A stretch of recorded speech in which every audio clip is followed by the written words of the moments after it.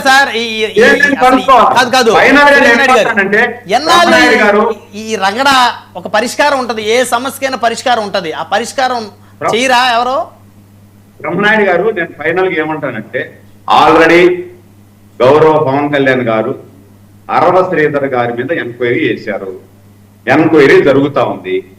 Enquiry జరిగేటప్పుడు మీరు ఏదన్నా ఉంటే పవన్ కళ్యాణ్ గారిని కలవచ్చు. ఆ మహిళ కలిసి నాకు న్యాయం జరగలేదండి, ఈ విధంగా అన్యాయం జరిగింది, సాక్షాత్ మీ ఎమ్మెల్యే నా మీద ఈ విధంగా నన్ను వాడుకున్నాడు, నన్ను శారీరకంగా వాడుకున్నాడు, ఈ విధంగా జరిగిందని చెప్పచ్చు, తప్పులేదు.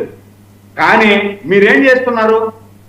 వైసీపీ ట్రాప్ లో పడిపోయి మీరు అక్కడ మీటింగ్, బహిరంగ సభ ఏదో జరుగుతూ ఉంది, అక్కడ పోయి అరగంట వెయిట్ చేయడం, వీడియోలు తీయడం, చెయ్యి రెచ్చగొట్టడం, ఇలాంటి సంఘటనలు చేయాల్సిన అవసరం ఏముంది?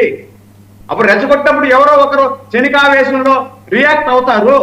రియాక్ట్ అయ్యి దాన్ని పెద్ద చేయాలనే కదా మీ ఉద్దేశం. ఇండైరెక్ట్ గా మీకు న్యాయమే కావాలనుకుంటే పవన్ కళ్యాణ్ కలుస్తారు కదా. పవన్ కళ్యాణ్ కలవనన్నారా మిమ్మల్ని ఏమన్నా? మీకు న్యాయం చేయనన్నారా? లేదు హోంమంత్రిని కలవాలి, హోంమంత్రిని ఏమన్నా కలవనన్నారా? మొన్న చంద్రబాబు గారు వచ్చారు, చంద్రబాబు గారు అందరినీ కలిశారు, మీరు పోయి చెప్పుకున్నచ్చు కదా, చంద్రబాబు గారు నాకు అన్యాయం జరిగింది, ఈ విధంగా అయ్యింది, నన్ను ఒక ఆడదాన్ని చేసి ఈ విధంగా చేసేశారు అని చెప్పి మీరు కలిసి ఉండొచ్చు. అంటే మీకు అజెండా వేరే, ఎడన అజెండా పెట్టుకొని మీరు బురద చల్లాలి. పవన్ కళ్యాణ్ గారి మీద బురద చల్లాలి, కూటమి పార్టీల మీద బురద చల్లాలి. బురద చల్లి మీ అజెండాను మీరు డిక్లేర్ చేసుకోవాలి. అంతే కదా జరుగుతుంది. ఆ విధంగా జరగకపోతే మీరు అరగంట అక్కడ పోవాల్సిన అవసరం ఎందుకు వచ్చింది? బ్రహ్మనాయుడు గారు, నేను చెప్తున్నా, మేము అధికారంలో ఉన్నా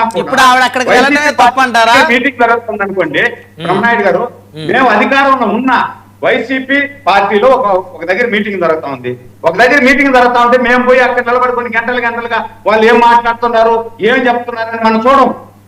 సాక్షాత్ ప్రెస్ క్లబ్ లో కూడా తెలుగుదేశం కూటమి ప్రభుత్వం ప్రెస్ మీట్ పెడతా ఉంటే వైసీపీ వాళ్ళు ఇంకొక దగ్గర దూరంగా ఉంటారు. లేదు వాళ్ళు ప్రెస్ మీట్ పెడతా ఉంటే వాళ్ళు మాట్లాడితే మేము దూరంగా ఉంటాం, అక్కడ ఉండకుండా. ఎందుకంటే క్షణికావేశంలో రెచ్చిపోయే అవకాశం ఉంది కాబట్టి. వాంటెడ్లీ అక్కడ ఉంటే అర్థమైంది, వాంటెడ్లీ అక్కడ ఉన్నాం అనుకోండి, సపోజ్ అర్థమైంది అంటే ఏదో ఒకటి మాట్లాడాలా, రెచ్చగొట్టాలి, దాన్ని శాంతి పద్ధతులు ఇష్యూ చేయాలి, దాన్ని ఎలివేట్ చేయాలా. వీళ్ళ పనికిరాని మీడియాలో దాన్ని ఎలివేట్ చేసుకొని పెద్దగా చూపించి ఏదో జరిగిపోయింది అని చెప్పాలనే అర్థమే కదా దాని అర్థం. అరగంట మీరు నిలబడుకోవాల్సిన అవసరం ఏమొచ్చింది?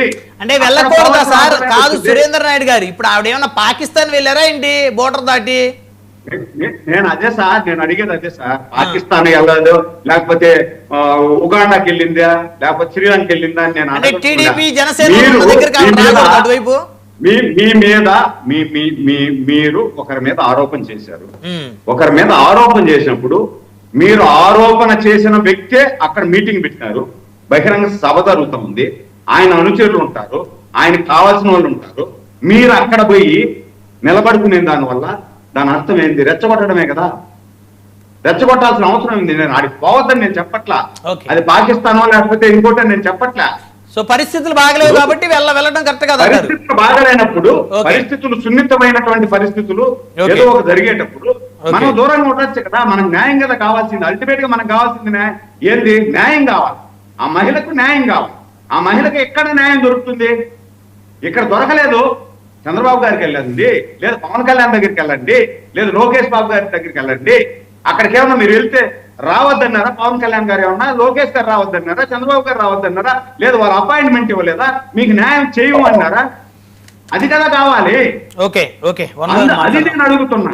సురేంద్ర నాయుడు గారు మరి ఇదే రజనీ గారు కూడా బాగా మాట్లాడతారు. ఒక మహిళకి అన్యాయం జరిగిందని చెప్పి రజనీ గారు ఆమెను ఫోన్ చేసి రమ్మని చెప్పి, రామ్మా మీరు, నేను మా అన్న దగ్గర పవన్ కళ్యాణ్ గారి దగ్గర తీసుకెళ్తా, లేదు చంద్రబాబు గారి దగ్గర తీసుకెళ్తా, లేదు హోమ్ మినిస్టర్ గారి దగ్గర తీసుకెళ్తా అని రజనీ గారు తీసుకెళ్లి న్యాయం చేసి ఉండొచ్చు కదా.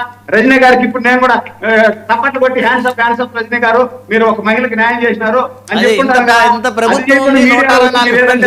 164 మంది ఎమ్మెల్యేలు ఉన్నారు, ఇంత పెద్ద ప్రభుత్వం ఉంది, ఆవిడెవరో వచ్చి న్యాయం చేయాలండి. ఏం మాట్లాడతారు సార్ మీరు? కాదు సార్, నేను చెప్తున్నాను సార్, ఇంతమంది అధికారులు ఉన్నారు, ఐఏఎస్ ఐపీఎస్ ఉన్నారు, డీజీపీ ఉన్నారు.